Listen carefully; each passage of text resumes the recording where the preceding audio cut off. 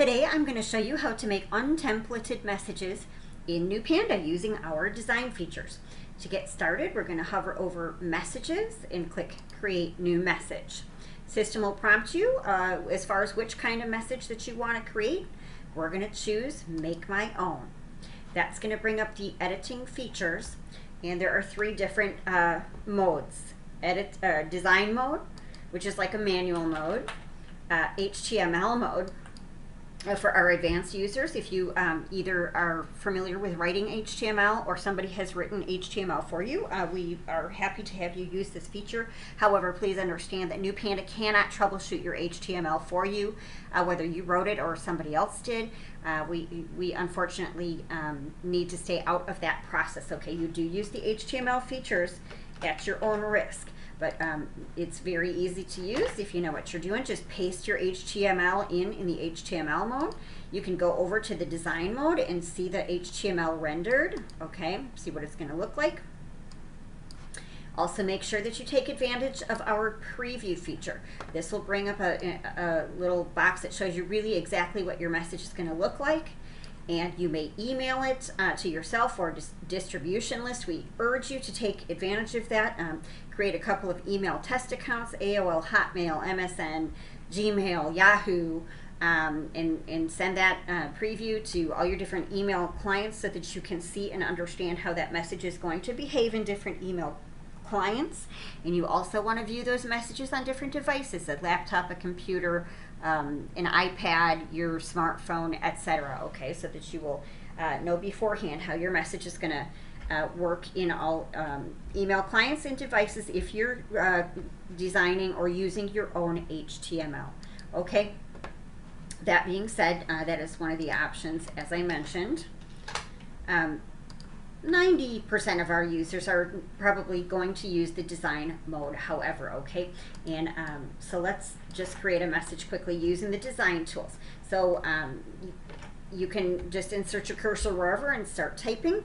Then use the editing tools, the design tools to, you can select different fonts, you can select different sizes, you can even change the color of your copy if you want to. Okay, you can insert tables and bullets and numbers and indent and outdent. You can insert pictures, you can create hyperlinks.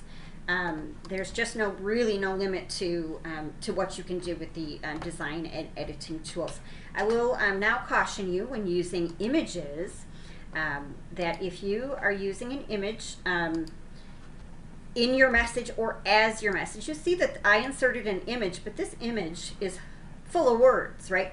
But email clients, when you deliver this message, cannot read words that are contained within an image.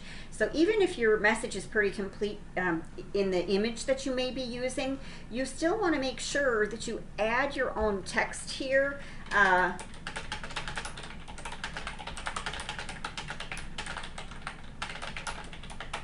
Okay, you still want to add your own text because when email servers see messages come in that are just a picture with no actual text, they get very, very spooked. And a lot of spammers use that method. And it's just, the spam ratings go insane when you do that. So make sure that you're, again, using some text along with your images. There's something called text-to-image ratio. Your recipients' email servers are going to look for text along with your image, or your message may simply not get delivered at all. It might just get tossed out or sent to the spam folder. So make sure that you're using always some text. Okay, so once we've got our message the way that we want it, we've previewed it, we've emailed ourselves a copy or two, and we've made sure that everything's happy. We're going to come down here and we're going to say save and continue. I also urge you and encourage you to save often when you're designing your own. I know that process can sometimes take time, especially if you get interrupted. Even if you're not done, just come down here and hit the save and continue button. You can get right back to it by hitting this create email. Okay, save early and save often is my strong advice to you. Okay, so when we're done, we come to the email details page. Message name will default to e-message : and today's time and date. When you're looking for your message 6 months down the road, this is not super helpful. So we encourage you to create a message name. Oops. And only you will see this, the e-message name, okay? So don't worry about just, something that you can recognize and that will be helpful to you. No one else will see that. What they will see is the email subject line. That's what they're going to see in their inbox. So keep it short, keep it sweet. Don't use all caps. Don't use a bunch of exclamation points or other characters.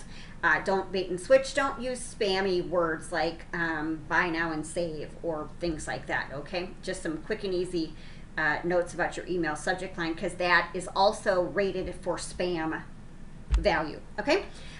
Your from name, your from email address, and your reply to email address will default from your settings. However, if you want, you can click in any of these fields and update that information if you like. Next, you're going to select recipients for your message. You have several different choices here. You can send it to groups, send to selected contacts, which by default is open for you, copy paste contacts, or send to everyone. So to send to groups, simply select a group or groups, move them over to the right. The contacts on the right are the people who are going to receive the message. The contacts on the left will not receive the message, okay? It's very easy to select contacts if you want. Oops, I didn't want December to receive that. I'm going to send them back over here. There's also 2 right pointing arrows. Move everyone to the right, move everyone to the left. Okay? Very simple. You can also use multiple categories at once. I want the April group to receive this message, but I have a friend named Mary Smith, and she's not in the April group, but I'd still like her to receive a copy of this message. So I'm going to search for her and make sure that she gets a copy. You can do this as many times as you want, by the way, okay? And add multiple contacts if you want. Next, copy and paste, self-explanatory.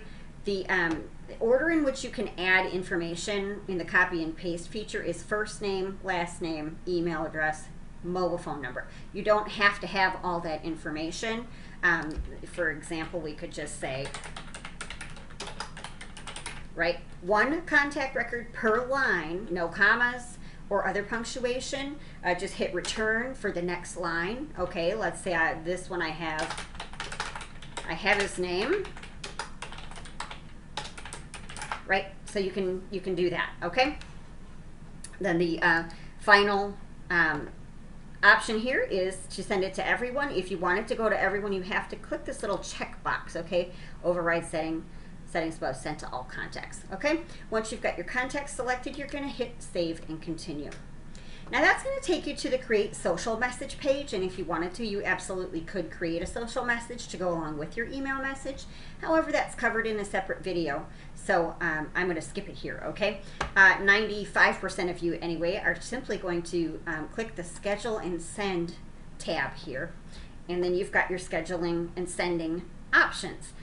Your first option is to save it as a draft. If you got interrupted or you're not done working on this today, awesome, save it as a draft and you're done.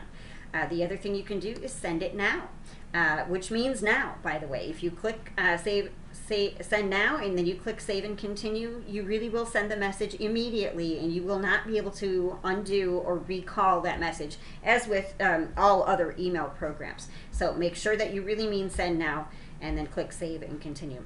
Your third option is to schedule delivery for some date in the future. To do that, make sure that to do that, you're just going to click the calendar icon. You can choose the send date. You can even go very far into the future if you like.